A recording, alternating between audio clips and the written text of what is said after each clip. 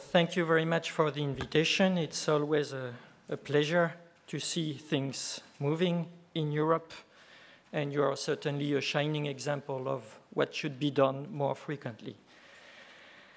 What I will try to do is to give you a panorama of the activities around photonics. I don't want to be exhaustive, and I will not enter into details. Now, what we have around photonics are a set of policy initiatives which are defining the scope of our activities. Certainly, the key enabling technology exercise is a very important one, and I will come back to that in a minute. The digital agenda for Europe is, as far as ICT is concerned, our point of reference. And in that context, I will elaborate a bit on the green paper on solid-state lighting, where the big achievement was to find a title for the green paper, which is Lighting the Future. And we used an innovative technology to select the title using Twitter, and we had a very good response. The Connecting Europe facility, this I will not elaborate, but in essence, for the telecom part, it is about the deployment of broadband. And as we know, broadband is largely associated to optical fibers, not only, but certainly major part is optical fibers. And in that context, the photonics side, that is the components, are extremely important. And we have in the Photonics 21 working group, a very active working group for the telecom side. This facility for the broadband represents a financial volume in the proposal of 9 billion euro, largely through the provision of loans to help in the deployment, and in some cases where the business case is not so clear, grants will be used. Now, of course, we have the R&D and innovation framework, which is Horizon 2020, which I will elaborate in a minute. And we have the ongoing activities, and I would just like to recall that public money of the order of 200 million euro has been invested in photonics in the 2 last calls. So it's a significant amount of money already earmarked and for photonics and actually being spent in projects. Now, CAT. So the CAT initiative was an initiative which started in the context of the industrial policy under the leadership of Commissioner Tajani, where the Commissioner Geoghegan Quinn for Innovation took part, as well as Commissioner Nelly Cruz for the digital agenda. And this initiative was actually about identifying some key drivers for the future economy in Europe, and in particular, those enabling technologies supporting various value chains, these technologies that have a lot in common, and in particular, the fact that we have very good results in science on these technologies. We have a number of patents comparable with the rest of the world. However, we are not up to the same level when it comes to products and to services. That is, the translation from good research, good technology into products is a problem for these technologies. So these 5 technologies are nanotechnologies, nanoelectronics, photonics, advanced materials, and biotech. And of course, a cross-cutting issue, which is on advanced manufacturing. Now, the initiative was, as I said, centered on CAT, and the delivery was a delivery by the high-level working group, a group of relevant people from government, from industry, elaborating recommendations, and a document was produced, which is the high-level group report, highlighting some key recommendations. And these recommendations are around different aspects. It's a holistic view. Of course, research and innovation is a significant part of it, but there is, of course, the environment on which are enabling the deployment, the cohesion policy, and we will hear a bit more with the next speaker on that aspect, to make it more cat-friendly, if I may say. State aid regime also, to see what could be done to make the state aid regime more cat-friendly. The role of public procurement, which is essential as first users and stimulating the deployment, and education and skills, which is obviously one of the key concerns at the moment in science in general, but in technology in particular, and precisely on these key enabling technologies. Now, I already mentioned the green paper, Lighting the Future. So this green paper was actually a green paper which was open for discussion. It identifies the existing barriers to deployment of solid-state lighting and proposed a set of recommendations in different areas, but basically these recommendations were on the two sides, the demand side and the supply side. Demand side with, in particular, the role of public procurement to be more SSL friendly, and the supply side centered on the industrial competitiveness. And the focus is, in fact, to achieve a swift deployment of SSL, and the latest figures we have now on deployment of SSL in Europe are encouraging, though they are not up to the level we could expect. Now, this paper was open for consultation. We had a very good response for this type of exercise when it is open to the general public. 150 responses were received, mainly from industry, from professional organizations, and from citizens. And not surprising, I mean, we have not yet consolidated the results, but let's say I would like just to quote highlights which are in effect not surprising. It is about the quality of the lighting. It is about the surveillance of the market with respect to quality. It is also about testing the quality and the life duration of these lighting systems. It is about the standards to measure, which is one of the major problems. And it is also on the importance, not on the individual components, but more on the lighting systems and their deployment, in intelligent lighting in particular. Now, we will consolidate all these results of the consultation, but we are not idle. We have already started working on the standards, so this is well progressing, and we have set up a task force with the cities in order to make them more smarter, using SSL and in particular intelligent systems. And we know that with SSL, one of the problems is that the systems are more expensive. However, your investment is for a very long duration. And the question is also the financing over a long period.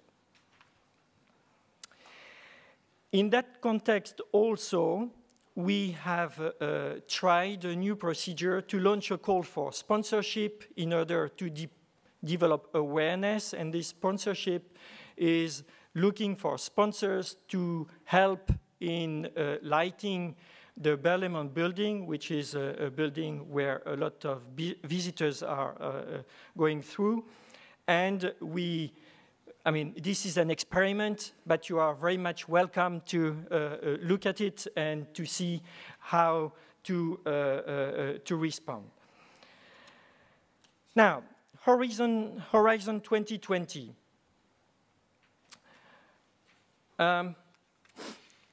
I will try to do my best to explain the structure. Basically, it's not business as usual. We had framework program 2, framework program 1 didn't exist by itself, 2 up to 7, and now it's not framework program 8.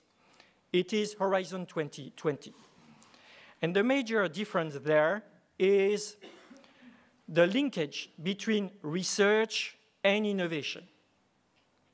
And this is now a single framework where all the existing programs we have on research, but also on innovation, the competitiveness program, as well as the specific programs we had in the past on SMEs, everything is under the same umbrella. The structure of Horizon 2020 is around 3 boxes. The first one is the science basis, which is foreseen for financial support on 25 billion euro. The second one is on societal challenges. Here, the agenda, the research agenda, is driven by policy requirements. And it includes health, transport, energy, security, sustainability, all the themes we know are major societal challenges for Europe, but not only for Europe, for the world. This is foreseen for 32 billion euros, so it's a major part. And the last part is the industrial leadership, where the agenda is driven by industry. It is driven by competitiveness. And in this box, you have 3 elements. One is the development of technologies. The second one is the access to finance, debt, and equities. We want to be much more active and to stimulate entrepreneurship in Europe and to help actually innovation. And in the same box, you have a specific part which is centered on SMEs, and it is largely the continuation of what is known by some of you as the Eurostar program. Now, you have the 3 boxes. Altogether, it's 80 billion euro. You see that there is a strong push towards solving societal challenges. And ICT, in that context, is everywhere.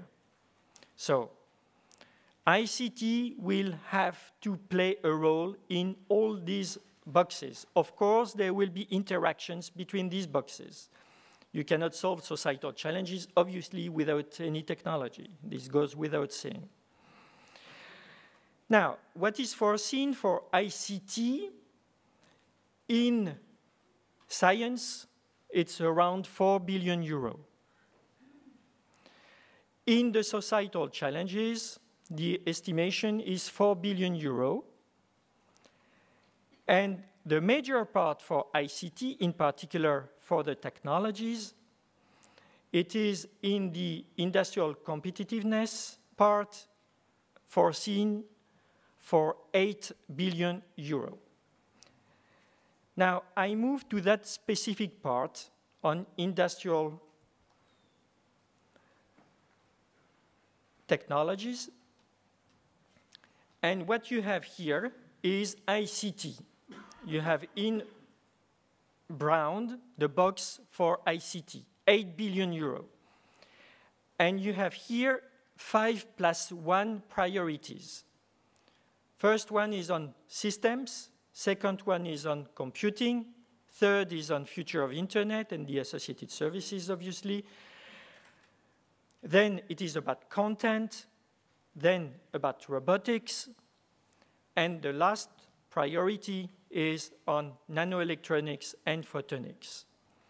I already said that nanoelectronics and photonics are also 2 of the key enabling technologies. So they also belong to another box, which we will see here in a moment, which is composed of the various lines which constitute the key enabling technology part of the program. So nanoelectronics and photonics are accounted for in two parts. One is obviously as ICT technologies. We cannot deny that these technologies are supporting value chains in telecommunication, for example. I mean, so it is within the ICT framework. At the same time, as recommended by the KED group, there should be a specific treatment, common problems to be solved across KEDs. And therefore, a specific part of the program is on KED. And the total volume is 6 billion euro for KED. And nanoelectronics and photonics in that part have 1.6 billion euro. These are figures which are proposed figures. They are not decided. I mean, it's a proposal by the Commission. Now, on KED, the specificity of KED, it's not only that they are supporting the various value chains, it's the fact that they interact with each other. And therefore, a specific element will be the cross-cutting activities for KEDs. And what is foreseen is about 1/3 of the funding for the KEDs will go to cross-cutting activities. For example, in photonics, you have a strong interaction with material. So this may be, there may be some specific parts which are related to these cross-cutting activities. So this is how the program at the moment, Horizon 2020, is proposed. It's being discussed both in the Council and in the Parliament. There are already some positions being made by the various member states and by the Parliament. And at the end of the year, we expect to have a decision first on the budget envelope of the Union and second on Horizon 2020. Now, where is photonics in all that? So it's already identified as one enabling technology. It is earmarked. I mean, there is some specific support already foreseen inside the ICT box and also together with the KED box. What is also foreseen in the legal text of Horizon 2020, which is an achievement from my perspective, it is the fact that there is a strong recognition on the role of public-private partnerships, first. Second, that photonics is mentioned as a possible PPP. So this is already an achievement. Now we have to make it a reality. And this is what has to be done up to the end of this year, is to make sure that we have all the elements for the photonics PPP in order that we get at the end a decision. One element which is also in the legal text of Horizon 2020 for PPPs is the very strong commitment of all the parties, including, obviously, industry. And this is the commitment, this commitment that has to be elaborated in this PPP as in the others, and the form of it. Now, I will conclude with the last slide. Horizon 2020 is part of the vision of Europe 2020. Europe 2020 is about creating growth. It is about creating jobs. So all our activities are centered on these two elements. The digital agenda is part of it. And in the digital agenda, we will have this year the Digital Agenda Assembly in June, where one specific part will be devoted on entrepreneurship and on what means commitment from industry. And I would invite you to answer and to actively participate on the online discussion, because this will help in shaping also what means industrial commitment in the context of Horizon 2020. And here you have the website where all the online discussion will take place. Thank you.